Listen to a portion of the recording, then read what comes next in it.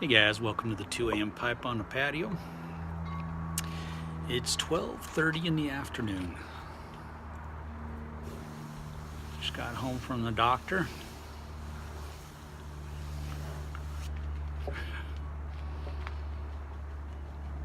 I got up last night about 11 o'clock. I got up out of bed. My wife had been out studying and she came home, couldn't get in the house for some reason. She couldn't open the door. So she texted me and Sadie both at the same time and said, hey, can you guys let me in? So I jumped up out of bed. Sadie jumped out of bed.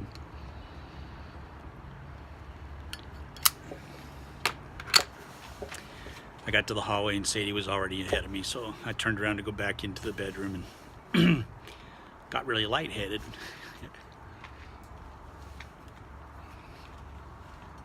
Next thing I knew, I was coming to on my hands and knees, and my ankle felt like it was broken. I don't know what I did, how I did it, or what, but my ankle and both of my knees, I feel like tore a meniscus or something is what it feels like, but I don't know. But anyway, I went to the doctor today and he thinks it's just a bad sprain. And he's kind of like, that is the weirdest injury to get from passing out. And I said, I know. I feel like I've been in a football game or something. But he took me off one of the meds, and that's what was causing it. It was a medicine that can lower the blood pressure down, and it got too low. So anyway, so I'm gimping around here today.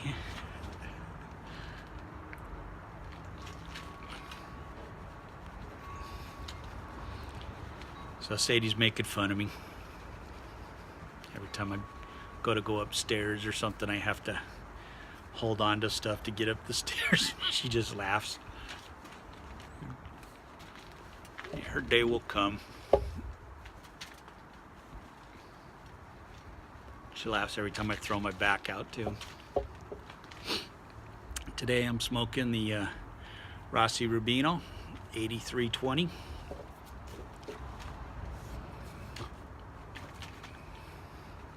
If you're thinking about getting into the 320 shape, get a Rossi Rubino. They're not that expensive. I think I saw them, I don't remember which one of the online places, they had them for 49 bucks or something like that. You can get them cheap.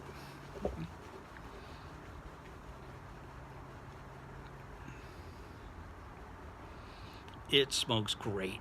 I don't use a filter. I don't even know if this one uses a filter, but I do not use filters on my 320s at all, or the insert. I like it wide open,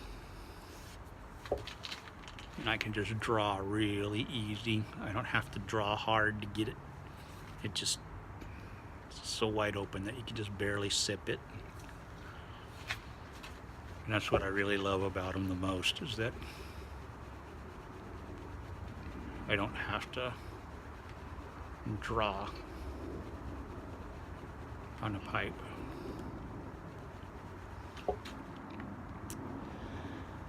But so I thought I'd do a little video out here today.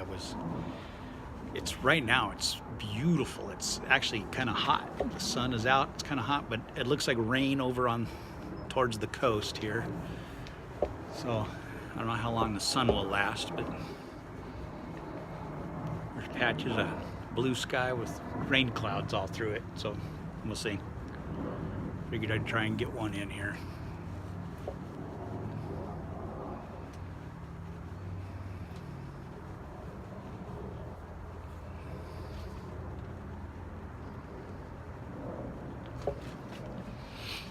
So I wanted to tell you a little story. I was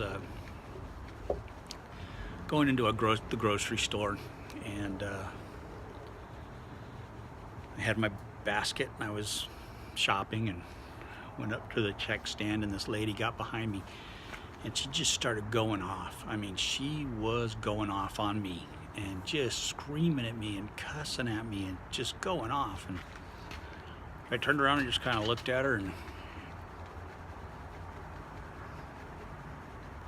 I thought, you know, I wonder what's going on with this lady, you know, what's the deal with this lady? And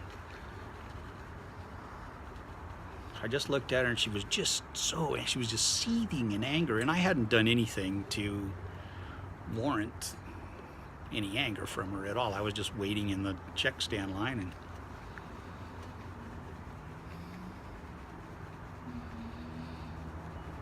and so I just kind of looked at her, and I just let her finish, and she got all done. She was screaming and yelling, and she kind of quieted down, and I just looked at her and I said,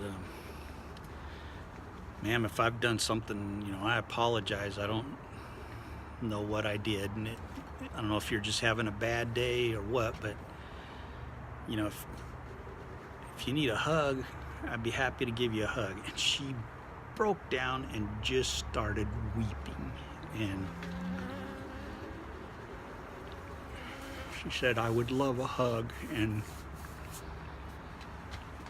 so I gave her a hug, and got a bee buzzing around here. I gave her a hug, and she just held me, and so I just held on to her as long as she was holding on to me. She was weeping, sobbing. And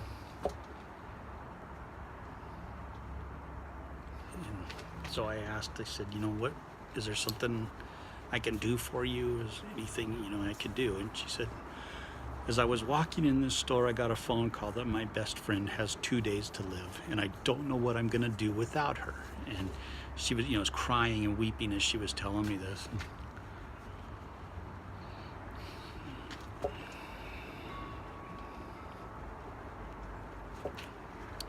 So I just talked to her, and I just, you know, I said, man, I'm so sorry that you're going through this. And I said, what's your friend's name? And she said, her name is Martha. And I said, well, I will keep Martha in my prayers. And she just broke down crying again, and she said, please pray for her, please pray for her, and pray for me. And I hugged her again, and I let her go ahead of me. And as she was leaving, she stopped, and she turned around, she came back and hugged me again, and she said, you have no idea how much I needed that. And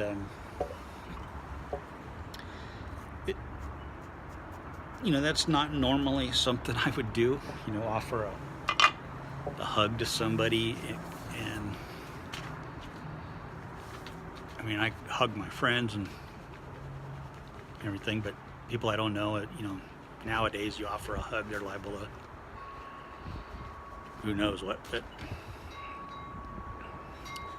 it made me realize that, yeah, we never know what somebody's going through in their life. We don't. Somebody could be screaming and yelling at you, and it's not anything you did at all. It's just they're overwhelmed with their own sorrows and sadness, and if you just show kindness and try and be a good person, and you know, just to offer them kindness when it's usually those people who are screaming and yelling. The fight they're fighting is not with you, it's within themselves. But there was a time in my life where if that had happened, I would not have handled it like that at all.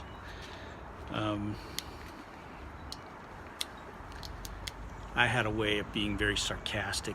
Years ago, I worked night crew, the graveyard shift, and when you were on the graveyard shift, you had to A, have thick skin, and B, be able to dish it out and take it. And I was good at it.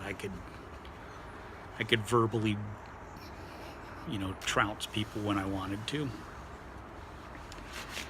And you know, there was a time, I remember one time I backed into a lady in a parking lot. Totally my fault. I just did not even see her, and I just backed right into her. Totally at fault, you know. I had no excuse at all. And I got out and I said, man, I'm really sorry. And she starts going off on me. Why did you do that? Didn't you look? Why did you do that? Why did you do that? And I said, ma'am, it was an accident. And she goes, why did you do it? You didn't even look. You didn't even look, blah, blah, blah. And so finally I just said, ma'am, I've already got a mother. So if you want to exchange information, we can do that. Otherwise, I'm leaving. So whatever you want to do, let's do it. But I've already got a mother. I don't need you telling me what I did wrong, you know. Not my finest moment. And that was a while ago. That was 10 years ago or so.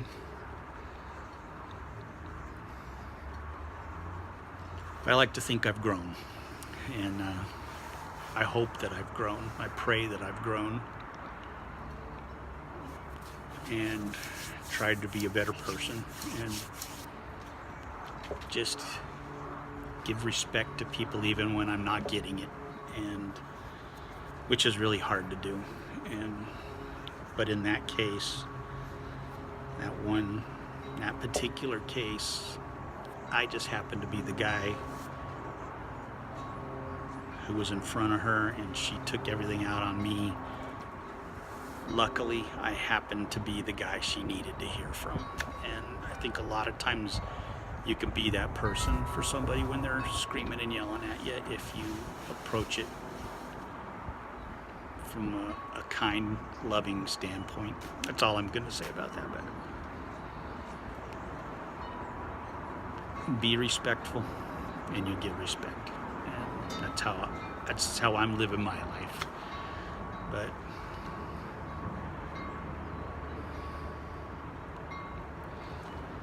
and I'm loving this pipe. And I'm smoking Burley Light without the bite today. And got ashes all over me from talking and smoking at the same time. But I just wanted to share that with you guys. I'm not going to turn my channel into a philosophy thing here, so it's going to go back to just smoking pipes and tobacco. But I just thought it really made me stop and think. And so, love you guys. I love each and every one of you. God bless each one of you guys, and I pray that everything goes great for you today. Have a good one.